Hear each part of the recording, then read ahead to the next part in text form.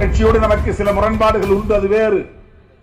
ஆனால் புரட்சியாளர் அம்பேத்கர் அவர்கள் இந்திய அரசாங்கத்தை மதசார்பற்ற அரசாங்கமாக அறிவிக்க வேண்டும் என்று இந்திய அரசமைப்பு சட்டத்திலே உறுதி செய்த காலத்தில் அவருக்கு உற்ற துணையாக நின்றவர்கள் ஒருவர் பண்டிட் ஜவஹர்லால் நேரு, இன்னொருவர் காந்தியடிகள்.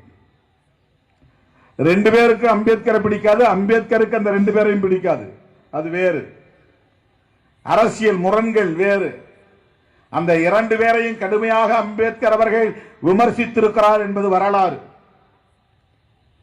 ஆனாலும் அம்பேத்கர் எடுத்த இந்த முடிவுக்கு, மதசார்பின்மை என்கிற இந்த அரசியலுக்கு, இந்த கோட்பாட்டுக்கு ஒத்துழைத்தவர்கள் பண்டித ஜவஹர்லால் நேரு அவர்களும் மகாத்மா காந்தியடிகளும் தான் என்பதை மறந்துவிடக் கூடாது.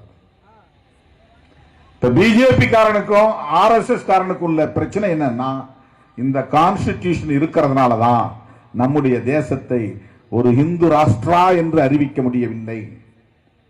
இந்த அரசமைப்பு சட்டம் இருப்பதனால்தான் இந்தியாவின் அரச மதம் இந்து மதம் தான் என்று அறிவிக்க முடியவில்லை.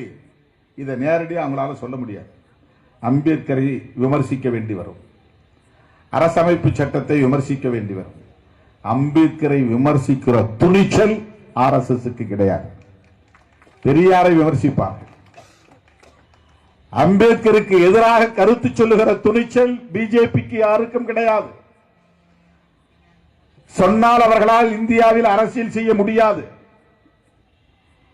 அந்த நிலைக்கு உயர்ந்து நிற்கிறார் புரட்சியாளர் அம்பேத்கர் அவர்கள். அவரை விமர்சிக்க முடியாது. பாரதிய ஜனதாவால், ஆர்எஸ்எஸ் உள்ளிட்ட சங் பரிவார்களால் அவரும் சேர்ந்து அம்பேத்கர் ஜெயந்தி கொண்டாட வேண்டும் என்கிற நிர்பந்தம், அம்பேத்கர் சிலைக்கு மாலை போட வேண்டும் என்கிற நிர்பந்தம், அம்பேத்கரின் புகழை பாட வேண்டும் என்கிற நிர்பந்தம். ஆனால் அம்பேத்கரின் கோட்பாட்டை சிதைக்கப்படுபவர் யாராயினும் அவர்களின் குரலாய் சமநீதி காக்க எங்கள் முழக்கம்